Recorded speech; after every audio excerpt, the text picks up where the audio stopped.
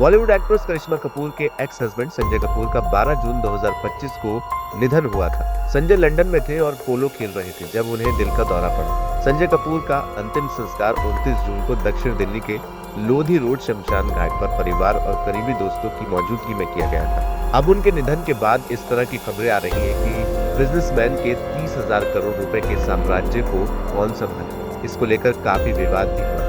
इस बीच ऐसी खबरें आ रही हैं कि करिश्मा ने कंपनी से अपना हिस्सा मांगा। हालांकि करिश्मा ने अभी तक इन खबरों पर कोई रिएक्शन नहीं दिया, लेकिन संजय की कंपनी सोना कॉमस्टार उनकी मां के लेटर के बाद ही पहले ही सदमे में है।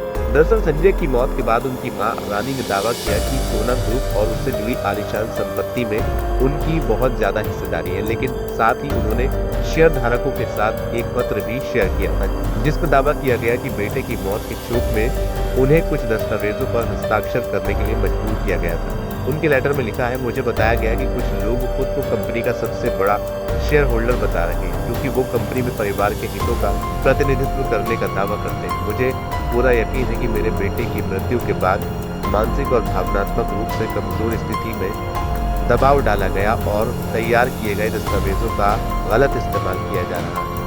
आपको बता दें, करिश्मा ने 2003 में संजय से शादी की थी, लेकिन 2016 में दोनों का तलाक हो गया। करिश्मा ने संजय और उसकी मां पर घरेलू हिंसा का आरोप लगाया था। वहीं दूसरी तरफ संजय ने एक्ट्रेस पर पैसों के लिए उनसे शादी करने का आरोप लगाया था। रिपोर्ट्स के मुताबिक करिश्मा और संजय के दो बच्चे हैं, समायरा और कियान। तलाक के बाद करिश्मा को बच्चों की पूरी कस्टडी दे दी गई थी। उनके बीच जो समझौता हुआ उसमें संजय के पिता की जो मुंबई में प्रॉपर्टी थी वो करिश्मा के नाम कर दी गई थी। इसके अलावा संजय ने समायरा और कियान के लिए 14-14 करोड़ के बॉन्ड खरीदे थे, जिनमें से हर साल बॉन्ड के लिए बच्चों को लगभग 10 लाख रुपए महीना मिलते हैं।